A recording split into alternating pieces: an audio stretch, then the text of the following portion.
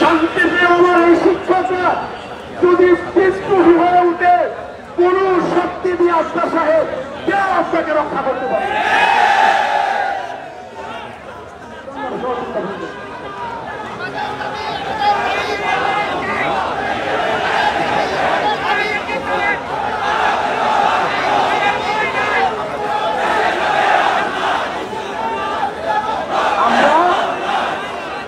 আমরা ইতিমধ্যে সরকারকে বলেছি আফসার সাহেব তার সাথে হয়তো কেউ না ষড়যন্ত্র করে শিক্ষক এবং সরকারকে মুখোমুখি দাঁড় করিয়ে বিশৃঙ্খল পরিবেশ তৈরি করে আরো অনেকদিন এই মহতাবে বসতে চায়।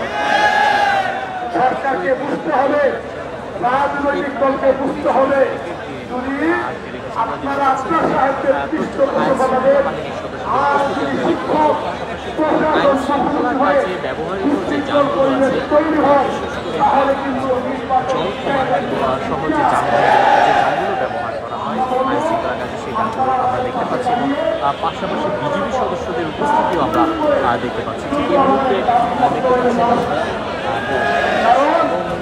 আপনাদের নির্বাচনের আমরা একটা বড় স্টেক হোল্ডার, নির্বাচনের প্রায় ৮০% দায়িত্ব আমার শিক্ষকরা পালন করে থাকে। সহকারী প্রিজাইডিং পুলিশ এমনকি নির্বাচনে আপনাদেরকে ক্ষমতায় বসানোর জন্য অতীতে আমাদের অনেক সহযোগিতা নিজের জীবন পর্যন্ত দিয়েছিল। আমরা চাই ফেব্রুয়ারিতে যথাসময়ে নির্বাচন হোক। আমরা যদি আপনারা আমাদের পাশে দাঁড়ান, আমাদের দাবি যদি পূরণ আপনারা সহযোগিতা করেন, আমরা শিক্ষকরা সর্বোচ্চ ত্যাগ স্বীকার করে নির্বাচনের মাধ্যমে গণতান্ত্রিক প্রক্রিয়া আপনারা তাকে ক্ষমতায় বসতে পারেন, সর্বোচ্চ ত্যাগ আমরা স্বীকার করব।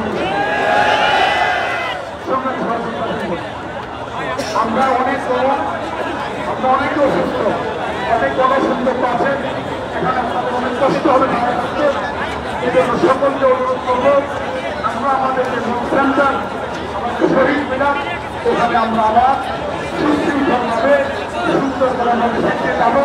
ওখানে গিয়ে আবার আপনাদের সাথে কথা বলবো। সকলকে সংগ্রামী সালাম জানিয়ে শেষ করছি। আল্লাহ হাফেজ। আসসালামু আলাইকুম। সকলে মিছিল নিয়ে আবার আমরা শহীদ মিনারে ফিরে যাবো। শহীদ মিনার শান্তিপূর্ণভাবে।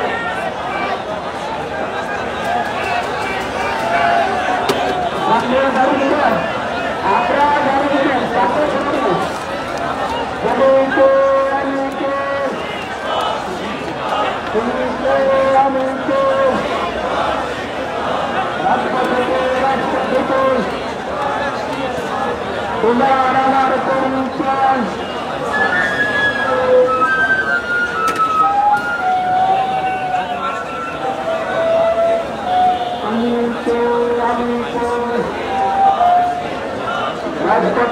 রাজপথে তোমার আমার পরিচয়, তোমার আমার পরিচয়।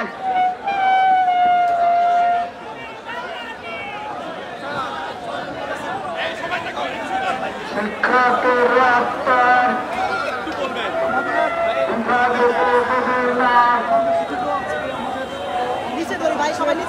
আগামীকালকে থেকে আমরা আমরণ অনশনটা শুরু করছি।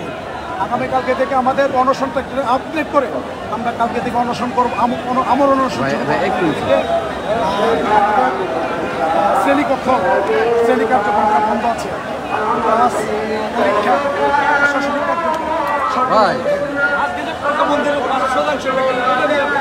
ব্যাপারে আমি ইতিমধ্যে প্রতিক্রিয়া দিয়েছি। আগে যেহেতু 500 টাকা দিয়েছিল ওইটা চেঞ্জ করে সরকার 5% দিয়েছে। আমরা মনে করি এটা আমাদের প্রাথমিক একটা বিজয় অর্জিত হয়েছে।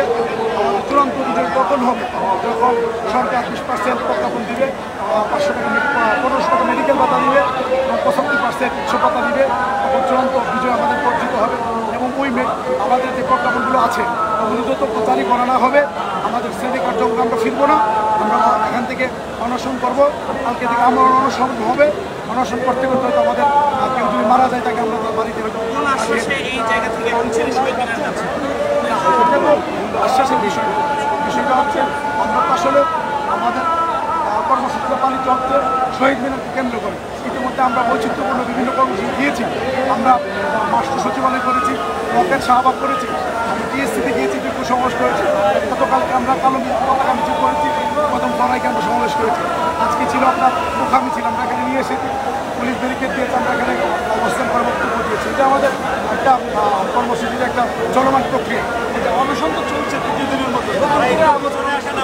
কালকে থেকে শুরু হয়েছে। এবং গতকালকে আগামীকাল কি গণ অনশন আমরণ হবে। এখন শুধু অনশন চলছে। গতকাল আমাদের দুজন শিক্ষক ঝর্ণা গাইন নামে একজন শিক্ষিকা, হাবিবুর রহমান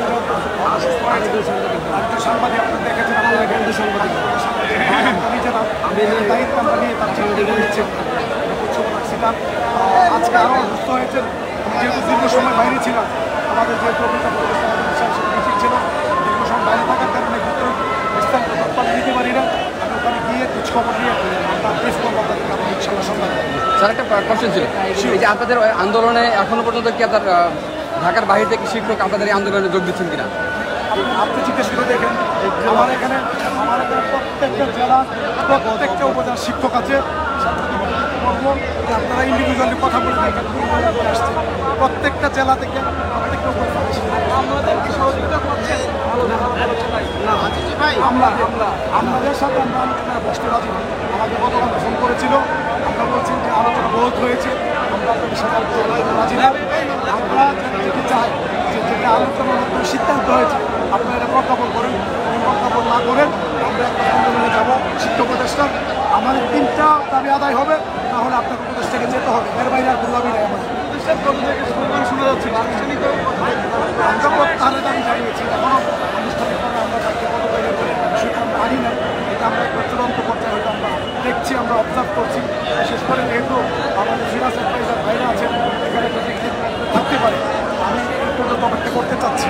নিয়ে আসার পরে আমরা হয়তো যদি দেখি শিক্ষা মন্ত্রণালয় অসহযোগিতা করছে, আমরা হয়তো ফাইনালি আমরা হয়তো তার এক দফা দাবি আপনারা হচ্ছে যে আমরণ অনশনটা আজকে আগামীকালকে থেকে ডাকছেন, আমরণের পরে আবার আসলে এক দফা দাবিটা কেমন যৌক্তিক হবে কিনা?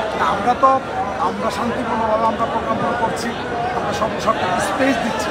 আজকে দেখেন আমরা ইচ্ছা করে যে তাও আপনারাও জানেন, আমরা ইচ্ছা করে মেয়েকে টানতে পারতাম, পুলিশ আমাদের এটাকে রাখতে পারে। সিম্পল, এটা আপনারা বুঝেন। আমরা কিন্তু এটা করি না, কারণ আমাদের উদ্দেশ্য আমাদের ন্যায্য দাবিটা আমরা এখানে বিশৃঙ্খল পরিবেশ তৈরি করতে চাই। সেজন্য আমরা শান্তিপূর্ণ প্রোগ্রামগুলো দিচ্ছি। এরপরে যদি সরকার মনে করে যে শান্তিপূর্ণ প্রোগ্রামগুলো এটা দুর্বলতা, তাহলে হয়তো আমাদের কোন দিকে যেতে হবে। Thank you.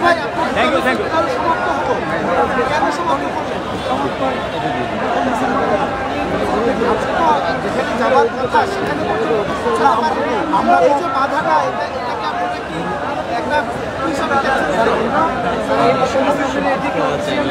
তাদের এই দাবি আদায় না হবে অনশনের ঘোষণা দিয়েছেন। এবং এই মুহূর্তে আমরা দেখতে পাচ্ছি বিভিন্ন জেলা থেকে আগত